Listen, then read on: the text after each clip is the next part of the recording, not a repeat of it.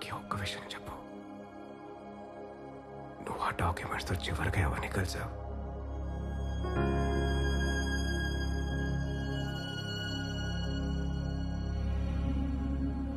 నేను యూఎస్కి వెళ్ళగానే డబ్ల్యూహెచ్ఓలో రిపోర్ట్ చేస్తాను. మీరు ఇక్కడి నుంచి కేసు రీఓపెన్ చేయడానికి మాత్రం హెల్ప్ చేస్తారా అంకుల్?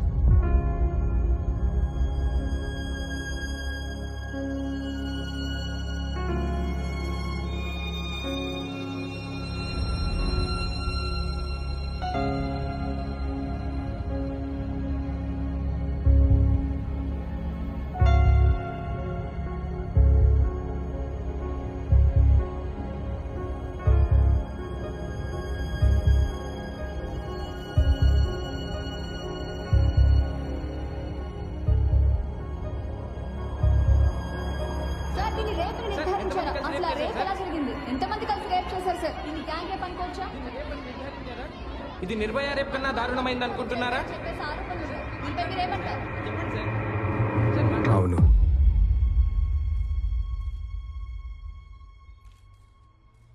ఇది దేశంలో అన్నిటికన్నా ఘోరమైన రేప్. ఇది ఒక అమ్మాయి మీద మాత్రమే జరిగిన రేప్ కాదు. 75 ఏళ్ల ప్రజాస్వామ్య పడుచు మీద రోజు జరుగుతున్న రేప్. ప్రకృతి, పర్యావరణం, ప్రాణం మీద జరుగుతున్న rape.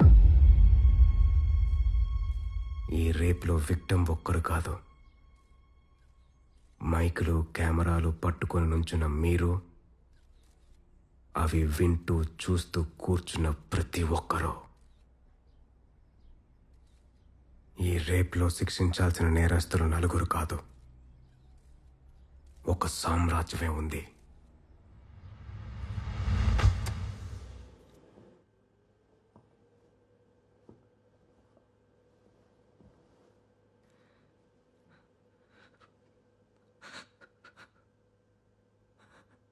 This is my wife Radhika. 6 నెలలుగా క్యూర్ లేని ఒక నరాల జబ్బుతో సఫర్ అయింది. ఈరోజు తన గుండె ఆగిపోయింది. నా కోసం, నా పిల్లల కోసం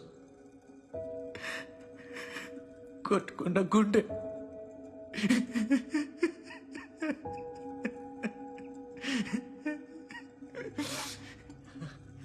నేను ఆశ్రమ్ మెడికల్ కాలేజ్లో న్యూరాలజీ డాక్టర్ గాను, ప్రొఫెసర్ గాను పనిచేస్తున్నాను. కాలేజీలో చదువుతున్నప్పుడే నేను రాధిక లవ్ చేసి పెళ్లి చేసుకున్నాం.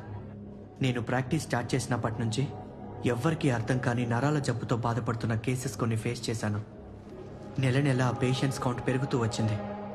జిల్లాలో ఇప్పటికే 3000 కేసెస్ రిజిస్టర్ అయ్యాయి. నా వైఫ్ కూడా ఈ జబ్బుతో సిక్ అయినప్పుడే దాని గురించి ఒక క్లూ దొరికింది. ఈ జబ్బు వచ్చిన పేషెంట్స్ అందరికీ ఒక కామన్ హ్యాబిట్ ఉంది, రోజు ఫిష్ తినటం. ఆ ఫిష్ తెల్లేరులో పెరిగి మత్స్యగంధ ఫిషరీస్ ద్వారా డిస్ట్రిబ్యూట్ అవుతుంది.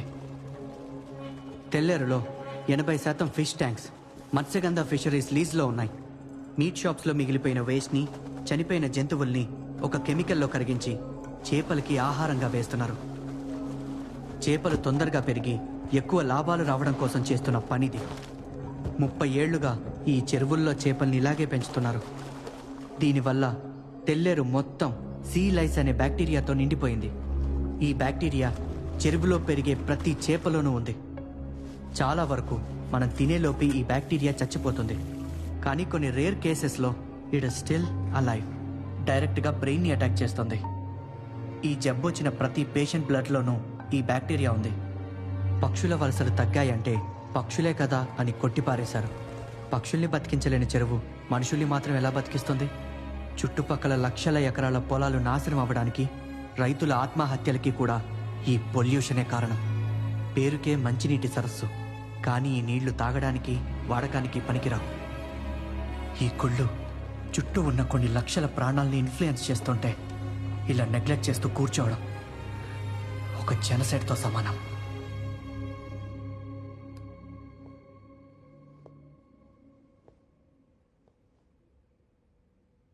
పద్దెనిమిది ఏళ్ల వయసులో యుఎస్ సిటిజన్షిప్ని వదులుకొని ఇండియాలో చదివి ఇక్కడే సెటిల్ అయ్యాడు.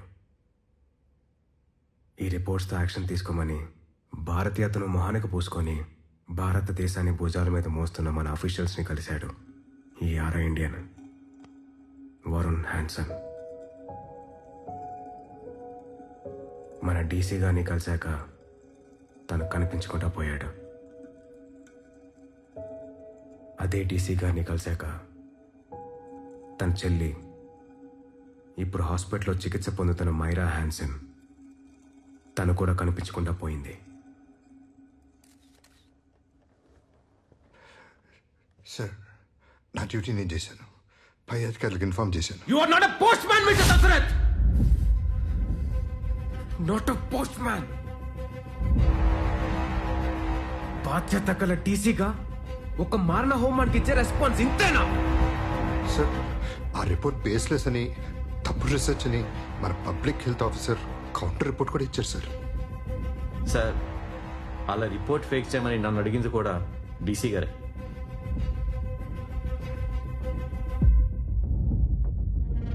అలా చేయమని నాకు కూడా నా పై అధికారులు చెప్పారు sir. As of now, you both are suspended and are under investigation.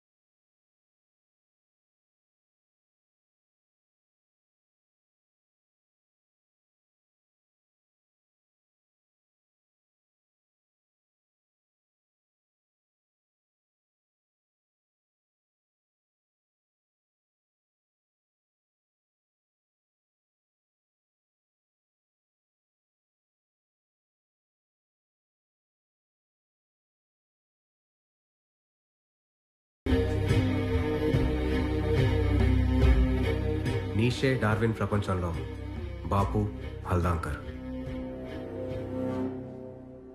ఒకటి బాపు గారు మా నాన్నకి ఇచ్చిన గిఫ్ట్, ఇంకోటి మా నాన్న నాకు ఇచ్చిన గిఫ్ట్.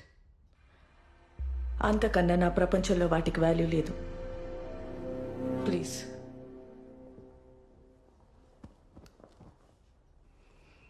చెప్పండి. ప్రాణం పోసే అమ్మగా ఉంటూ ఇంత మరణాన్ని ఎలా కన్నారు? ఫిలాసఫీ మాట్లాడటానికి వచ్చారా? వేరే ప్రాబ్లం గురించి మాట్లాడటానికి వచ్చారా? తెల్లేరు నుంచి మీరు తీసిన ప్రాణాన్ని తిరిగి ఇవ్వమని అడగడానికి వచ్చాను. తీసానా? మరి పోయిన ప్రాణం తిరిగి రాదు కదా? మీ గుప్పెట్లోంచి వదిలేస్తే తెల్లేరు మళ్ళీ ప్రాణం పోసుకుంటుంది. అది ప్రకృతికి ఉన్న శక్తి. తెల్లేరు మీద 2.5 లక్షల మంది ఓటర్లు బ్రతుకుతున్నారు. మరి వాళ్ళ ప్రాణాల సంగతి? వాళ్ళ బ్రతుకు తెరుగు ప్రత్యామ్నాయం ఈ ప్రపోజల్.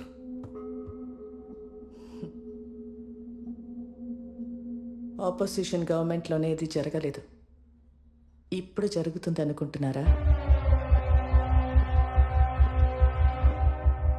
అయితే ఎగ్జిక్యూటివ్గా నా అంతటా నేను యాక్షన్ తీసుకోవడం తప్ప వేరే దారి లేదు మేడం.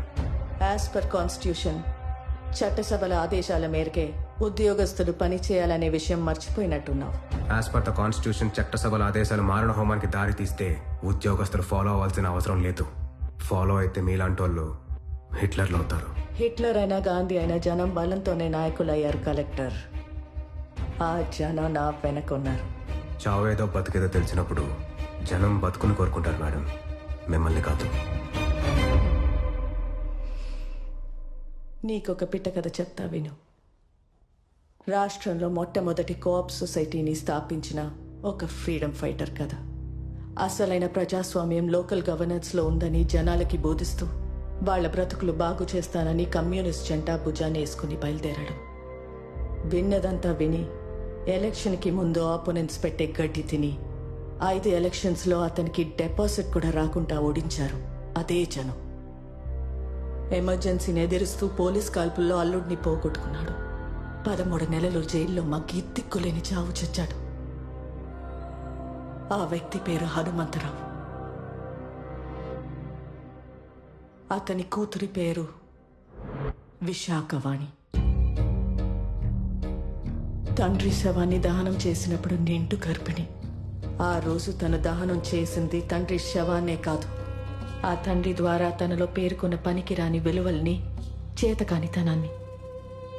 ఆ నిప్పుని గుండెలో పెట్టుకుని తండ్రిని ఓడించిన తంత్రాన్నే తన సొంతం చేసుకుని గెలుస్తూ బ్రతుకుతుంది ఈరోజు. అంటే జనాన్ని మోసం చేస్తూ బతకడమే ఆ తంత్రమా? ఒక కార్టూనిస్ట్ తన గీసిన చెత్త కార్టూన్ని ప్రింట్ చేయనన్న తమిళ ఎడిటర్ మీద కోపంతో బాంబే నుంచి సౌత్ ఇండియన్స్ ని తరిమి కొడుతూ ప్రజానాయకుడు అయ్యాడు ఒకడు.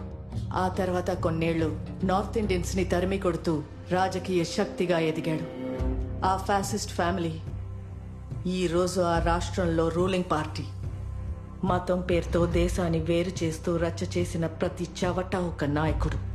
సబ్సిడీలతో సోమరితనాన్ని పెంచే ప్రతి పార్టీ ఒక రూలింగ్ పార్టీ.